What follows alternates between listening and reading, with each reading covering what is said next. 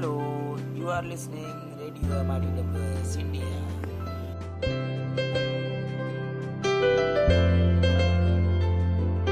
नमस्कार। आज हमारे चर्चा के विषय में हमारे साथ है राम विनय जी, जो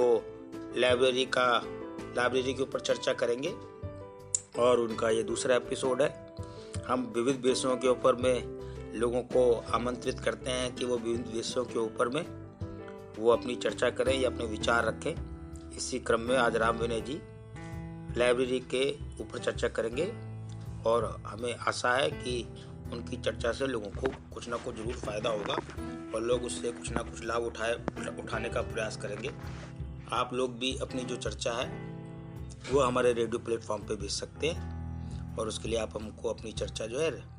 हमारे व्हाट्सएप नंबर पे अपने मोबाइल की मदद से रिकॉर्ड करके आप हमको भेज दें और हम उसको प्रोसेस करके अपने रेडियो पे लगा देंगे। तो आइए सुनते हैं राम विनय जी की चर्चा। धन्यवाद। साथियों नमस्कार, मैं राम विनय मौर्य आजमगढ़ उत्तर प्रदेश से हूँ। सबसे पहले मैं MITWS संस्था के संस्थापक डॉक्टर कर्ण प्रताप सिंह सर को बहुत बहुत धन्यवाद एवं बधाई देना चाहूँगा कि इन्होंने रेडियो जैसे प्लेटफॉर्म सीखने, समझने, जानने, आपस में चर्चा करने के लिए उपलब्ध कराए हैं। और जैसा कि आपके बारे में मैं बताता चलूँ कि पिछले लगभग 10 सालों से ये गांव में लाइब्रेरी चला रहे हैं और ये निःशुल्क लाइब्रेरी है जो बच्चों के सीखने, समझने, उनकी जिज्ञासा बढ़ाने के लिए काम में लाई जा रही है। और ये बच्चे खुद उसके वॉलंटियर हैं, उसकी देखभाल, उसके रखरखाव में उनकी काफ़ी मदद है। और लाइब्रेरी को बच्चों तक पहुंचाने में, गांव तक पहुंचाने में इन्होंने जो संघर्ष किया है पिछले 10 सालों में, वो बहुत ही काबिल तारीफ़ है और मैं इनके संघर्ष को काफ़ी करीब से देखा हूँ। अगर हम बात करें तो आज का जो विषय है हमारा कि लाइब्रेरी की शुरुआत और संचालन हम कैसे कर सकते हैं, आज की चर्चा हम इस पर केंद्रित होकर करेंगे कि लाइब्रेरी की शुरुआत और संचालन कैसे किया जाए। इससे पहले वाले एपिसोड में हमने लाइब्रेरी पे बात की थी, जिसमें हमने लाइब्रेरी को घर, समुदाय और स्कूल से जोड़ते हुए देखा था कि किस तरीके से बच्चों के सर्वांगीण विकास में, उनके व्यक्तित्व निर्माण में लाइब्रेरी अगर घर, समुदाय और स्कूल में बच्चों को मिले तो उनका व्यक्तित्व निखर सकता है और उनके सीखने, समझने और जानने की क्षमता में वृद्धि हो सकती है। तो आज का जो मुख्य बिंदु है कि लाइब्रेरी की शुरुआत हम कैसे करें। तो अगर हम घर पर लाइब्रेरी की शुरुआत करना चाहते हैं तो घर के किसी कोने में, अलमारी में या किसी मेज पर हम कुछ पुस्तकें एकत्रित कर सकते हैं और वहाँ पर ऐसी सुविधा कर सकते हैं कि वहाँ पर बैठकर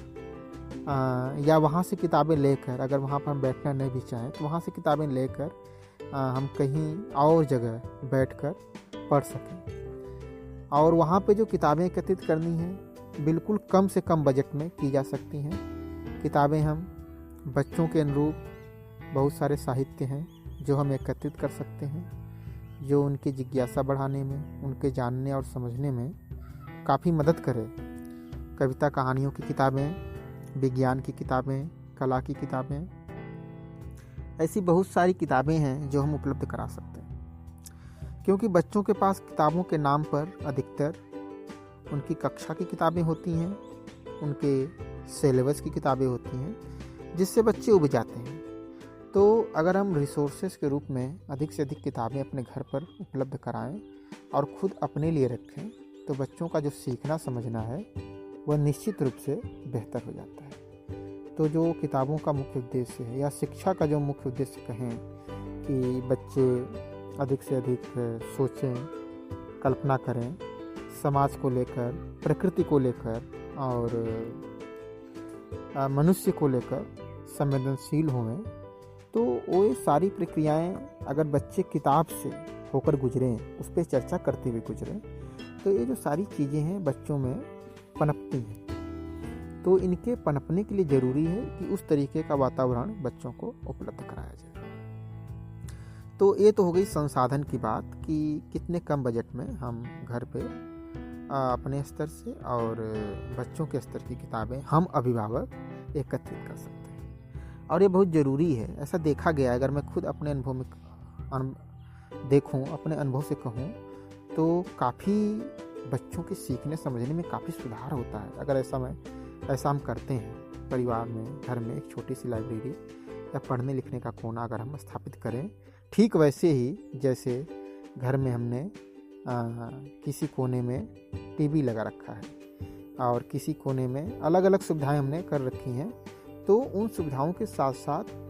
किताबों का भी होना आज के समय में बहुत ज़रूरी है। अगर हम समुदाय स्तर पे बात करें तो समुदाय स्तर पे भी उससे बड़े लेवल पे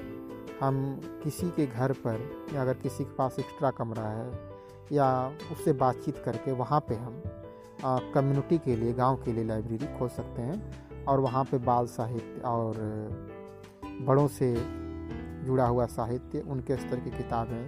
उपन्यास, कविता, कहानी हिंदी और अंग्रेजी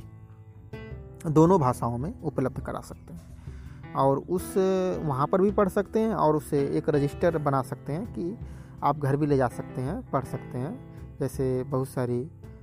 माताएं बहनें हैं जो अगर घर पे पढ़ना चाहें तो उसे घर पे ले जाके पढ़ सकती हैं और फिर उसे वापस कर सकती हैं। तो इस तरीके से जो पढ़ने लिखने की जो संस्कृति है, इसका अगर विकास होता है किसी समाज में, किसी परिवार में, तो निश्चित रूप से जिस बदलाव की हम शिक्षा के उद्देश्यों में कल्पना करते हैं या अपेक्षा करते हैं कि हमारा समाज संवेदनशील बने, हमारा समाज तार्किक बने, हमारा समाज कल्पनाशील बने, तो या जो भी कौशल हैं भाषा के बच्चों में जो अपेक्षित हैं, निश्चित रूप से वो होता हुआ दिखता है। स्कूल लेवल की बात करें तो स्कूल लेवल पे भी इसी तरीके से हम संसाधन किताबों के उपलब्ध करा सकते हैं। किसी एक कमरे में या किसी कमरे के एक कोने में हम किताबें भिन्न भिन्न साहित्य की भिन्न भिन्न भाषा में रख सकते हैं और दूसरे स्कूल की अगर कहीं किताबें हैं तो वहाँ से भी हम रिसोर्स के रूप में किताबें स्कूल में ला सकते हैं, पढ़ने के बाद वापस कर सकते हैं या यूँ कहें अदला बदली करके पढ़ा जा सकता है। तो इस तरीके से किताबों को जुटाने के जो संसाधन हैं, जो प्रोसेस है, वो पूरी की जा सकती है। तो मुख्य रूप से हमारा हुआ घर, दूसरा हुआ समुदाय, तीसरा हुआ स्कूल। तो ये तो हो गई बात संसाधन इकट्ठा करने की। बिल्कुल कम बजट में, बिल्कुल ही कम खर्चे में किया जा सकता है। अब दूसरी बात आती है कि संसाधन इकट्ठा करना महत्वपूर्ण तो है ही, उससे महत्वपूर्ण काम है कि संसाधन इकट्ठा हो जाने के बाद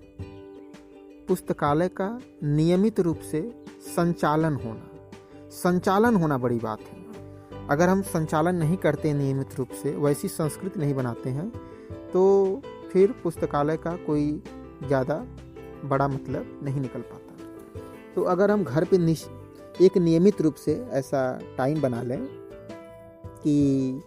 हम किताबें जो हैं वह शाम में या सुबह में 1 घंटे पढ़ेंगे। जैसे हम टीवी देखते हैं परिवार के साथ, जैसे हम खाना खाते हैं परिवार के साथ, वैसे ही हम नियम बना लें कि हम बच्चों के साथ किताबें पढ़ेंगे। जब हम खुद बच्चों के साथ किताबें पढ़ेंगे, बच्चे अपनी किताबें पढ़ेंगे, हम अपनी किताबें पढ़ेंगे, तो करिकुलम सिलेबस के अतिरिक्त जो रिसोर्सेज मिल रहे हैं बच्चों को इस प्रक्रिया में, जो अलग संसाधन मिलते हैं, तो इनसे उनकी जो क्षमता है, या तो भाषाई क्षमता कह लें, या तार्किक क्षमता कह लें, या कल्पना शक्ति की क्षमता कह लें, या अपनी बात कहने या रखने, या जो आत्मविश्वास, जो सबसे बड़ी बात है कि ये जो सारी प्रोसेस हैं बच्चों में, जो आत्मविश्वास का होना कह लें, वो इतने व्यापक स्तर पर पनपता है, इतने व्यापक स्तर पर बढ़ता है कि हम उस स्तर तक अनुमान भी नहीं कर सकते कि बच्चे कितने बेहतर ढंग से अपने आप को विकसित करते हैं और इन कौशलों को अपने आप में ढालते हैं वह अपने आप में बहुत ही महत्वपूर्ण बन जाता है। तो ये बहुत ज़रूरी हो जाता है कि परिवार में आज के समय में जब अकेलापन बढ़ता जा रहा है और लोग एक दूसरे से कटते जा रहे हैं, दूसरों की भावनाओं और उसकी कद्र कम होती जा रही है, तो ऐसे समय में अगर समाज में, परिवार में, स्कूल में लाइब्रेरी को नियमित रूप से संचालित किया जाए, उस पर चर्चा की जाए, उस पर बात की जाए, तो काफ़ी हद तक बहुत बड़ा बदलाव हम इस सोसाइटी में देख सकते हैं। और अगर हम बात करें कि समुदाय में किताबों का कैसे संचालन हो, तो उस पे हम समुदाय की बात करें तो साप्ताहिक रूप से या पाक्षिक रूप से या कह लें कि मासिक रूप से हम कोई चर्चा रख सकते हैं कि आप कोई किताब अगर कोई पढ़ रहा है तो उसको शेयर करें, आके उसको शेयर करें, उस पर बात करें कि इस किताब में मैंने ये पढ़ा, ये चीज़ें हैं, पर्यावरण के बारे में मैंने ये जानकारी प्राप्त की, सोसाइटी के बारे में प्राप्त की, इसको ऐसे किया जा सकता है, साफ़ सफाई के बारे में मैंने ऐसा सीखा इस किताब को पढ़ते हुए, इसको हम ऐसे अपने जीवन में, अपने परिवार में, अपने समाज में अप्लाई कर सकते हैं। तो इस तरीके की जो चीज़ें हैं वो बहुत ही बड़ा बदलाव बनती है। तो हम कह सकते हैं कि तो बहुत छोटी छोटी बातें हैं, लेकिन अगर इसके बदलाव को देखें तो ये बदलाव बहुत लंबे समय तक होता है और बहुत लंबे समय तक इसका असर दिखता है। तो एक ऐसी पढ़ने लिखने की एक संस्कृति विकसित होती है